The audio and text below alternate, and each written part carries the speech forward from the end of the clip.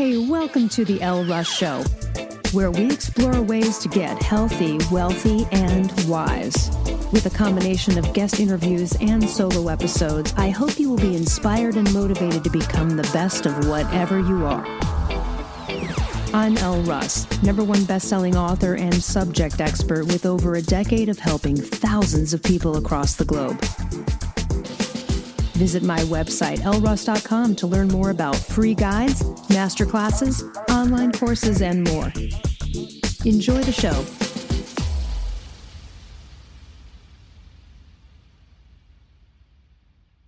Hello and welcome back. Happy New Year.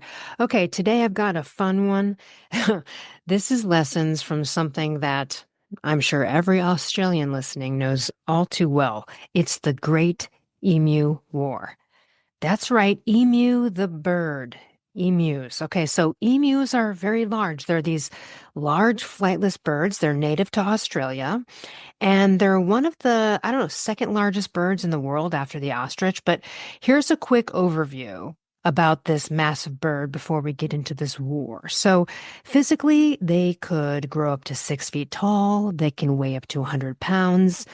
They do have some wings. They're small wings, but they cannot fly. So instead, they're sort of built for running. And emus can run up to like 30 miles an hour. They've got really powerful legs. They can cover a lot of distance, and their legs are strong enough to deliver a very powerful kick. So you would not want to fuck with an emu because they're going to kick your ass back into last Sunday. All right. So, and on a side note with emu, because part of my world is health, emu oil is highly treasured. You might have seen it being touted on the internet or through health coaches, but it's a natural oil. It's derived from the fat of the emu, and it's got a wide range of health to skincare benefits. It's really rich in essential fatty acids, omega-3, 6, 9, critical for skin health, critical for reducing inflammation. And it also contains high vitamin A and E that promotes skin regeneration. It's got a lot of anti-inflammatory compounds. So you might see emu oil out there suggested for certain things, and that's where it comes from. All right, let's get back to this, one of the most bizarre and hilarious chapters in history. Okay, the Great Emu War was 1932, like I opened with. If you're Australian, you absolutely already know this story. But it is a war that occurred between humans and emus. And the spoiler alert is that the fucking humans lost. Okay, I cannot get over this story. It's not just a ridiculous story. It's very fun. But it's actually packed with a lot of great lessons about understanding yourself and your opponent, the resiliency of nature, and basically the comedy of overconfidence. So let's get into it. I'm going to set the stage here. So we're talking 1932. Okay, this is Western Australia. And at this time, the farmers there are struggling greatly. The Great Depression, as you've probably learned in your history class, was in full swing. So these farmers, they're just trying to make a living growing wheat. But then they get this giant bird problem. And this is where the emus come in.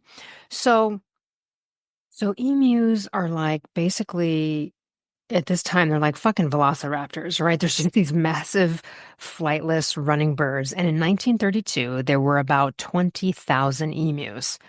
And they decided to migrate through Western Australia farmland, and they were searching for food and water. For the farmers, this was an absolute disaster because the emus trampled on their crops. It destroyed their fences. It basically just, the emus ate everything in sight along their way, and the farmers were desperate. So the farmers turned to the government for help, and the government, in their infinite wisdom, they decided they were going to handle the situation militarily. And look, I mean, think about it, because when you're dealing with a bunch of big birds, just fucking bring in a bunch of machine guns, right? It sounds logical. Hey, you need to kill a bunch of birds. Get some machine guns in there. Just plow them down. But things turned out differently. Now the war begins. The military and this major and his troops, they armed themselves with these old school machine guns. They were just like rapid fire machine guns that they, like used in World War One.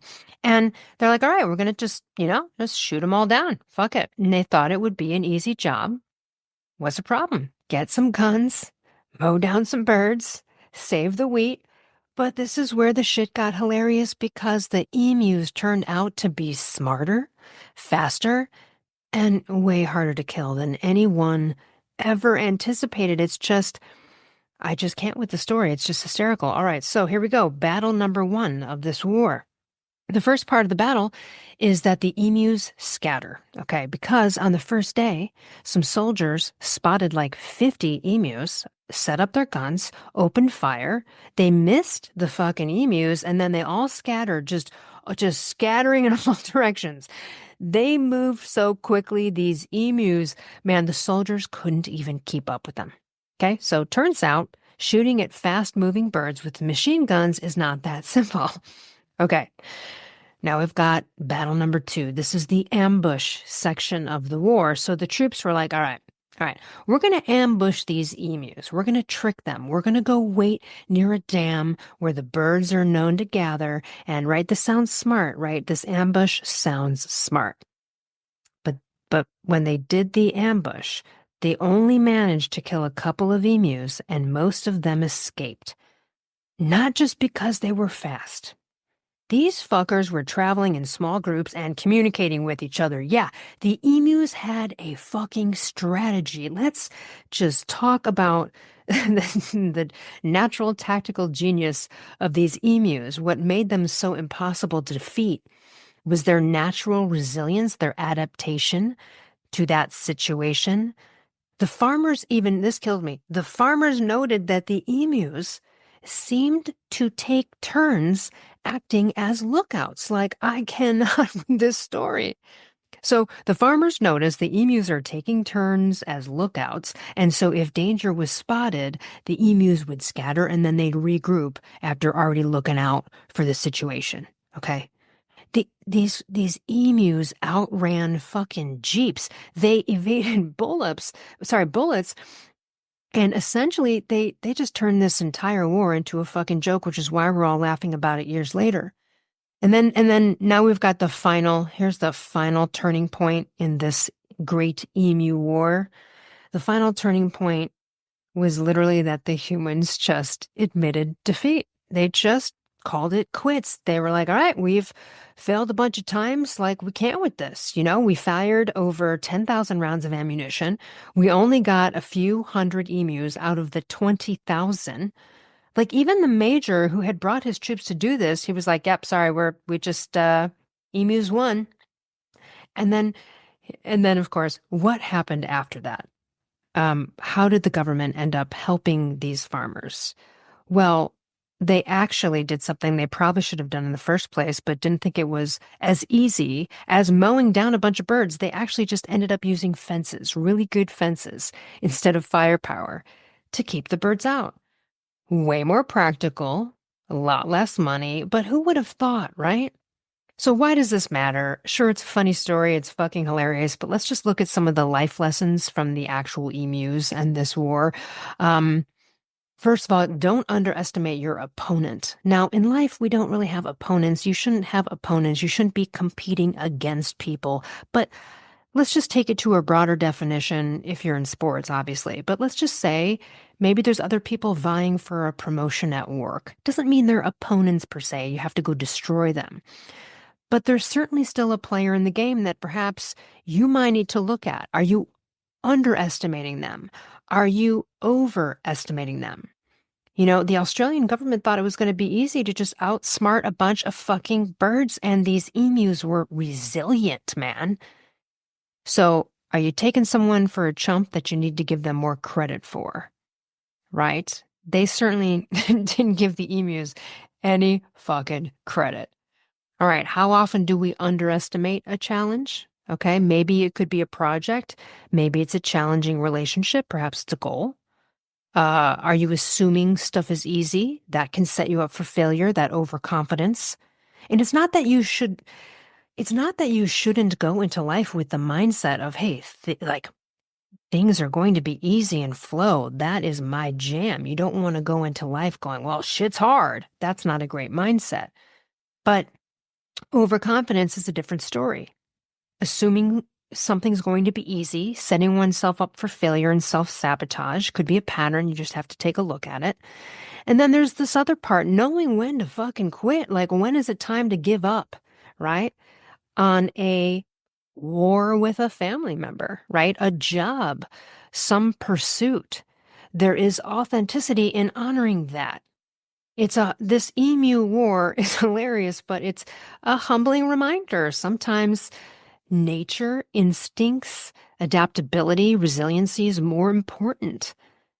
Um, Look, these emus didn't have weapons or manuals or whiteboards, right? They relied on their instincts, and so sometimes the best solutions are the simplest ones. Sometimes the answer is listening to one's gut, even if it is going against one's logic. And sometimes it's adapting to the situation, sticking together, and teamwork, like the emus, right? And another move here in this whole story is just knowing when to pivot, right? They wasted so much money, the military, so much time and resources trying to fight something with brute force, right? And it wasn't until they pivoted, obviously after losing, that they pivoted defenses, definitely a non-brute force, and they solved the problem. So in life, if something's not working, it's okay to admit defeat, try a different approach, and also test it as it is. Even though something might seem like the clear winner of an answer, like, hey, just get some, this is so easy, get a bunch of guns and just blow them all out and just shoot them all down, right? If something looks too simple and easy, perhaps it's worth the critical thinking exercise of stopping and saying, all right, let me play devil's advocate on this. Let's say this didn't work out. What would I do then? Let's look at the potentials. And that's not going in a negative downward spiral to say, I'm a downer and I think everything doesn't work out, so I'm going to look at like the potential failures. But sometimes that's so valuable because you might see something before you have to admit defeat and don't have to admit defeat. So sometimes, again, simpler move is the smarter one. Maybe you need to stop doubling down on a failing strategy and do something different. We've all come across that. And of course, I think overall, finding humor in failure. Let's be real, this whole fucking story is hilarious. I can't believe humans lost two emus with machine guns. Like, I can't. And it's okay to laugh at yourself when things don't go right. It's okay. Failure is a part of life. Bad choices are fucking real. We all make them. Shitty consequences as a result of our choices are just feedback, failure's feedback, onward and upward. So if you're stepping back and looking at the absurdity of it, you can, it's kind of like a dark comedy sometimes. You can laugh at yourself and then you can move on.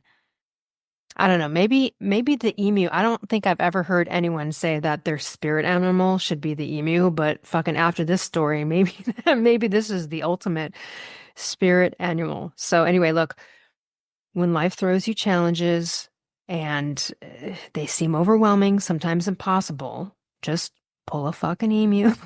No, but be resilient, adapt, pivot, and take a devil's advocate look at your plan that looks easy and simple and say, let me pick holes in this so that I can preempt any issues. And sometimes you do have to outrun the problems. The lesson in not taking oneself too seriously is sort of just a reminder. When things don't go as planned, there's always a way forward. So whether it's finding a new strategy, working together, laughing at yourself, laughing at the situation, hopefully we can all take a bit from this story. Life is absurd. And there's just going to be things or people along the way, right? And things can be absurd and ridiculous and fun. And let's also put light on them to make them so when things don't go our way. Here's the thing, like, do you keep hitting yourself up against a brick wall like the military did with these emus? Are you wasting ammunition on some shit that's just not working out? And it's like, okay, things are getting out of hand now. It's becoming a dark comedy. What do? I got to pivot here. So 20,000 emus, they only shot a few hundred. It didn't work. Boggles my mind. When I first heard this story long ago, I was like, oh gosh, I was laughing for days. Like I could not get over this. So I hope you enjoyed it. And hey, listen, if you haven't already, and you need some help in any kind of way with confidence or health or empowered intention, go to elleruss.com.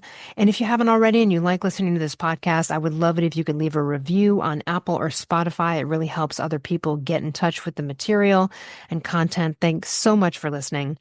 I totally appreciate it. Let's have a great 2025. Hey, thanks for listening. If you enjoyed this show, I would so appreciate you leaving a review on Apple or Spotify or wherever you get your podcasts. And to learn more about partner discounts on amazing products, visit elleruss.com/discounts.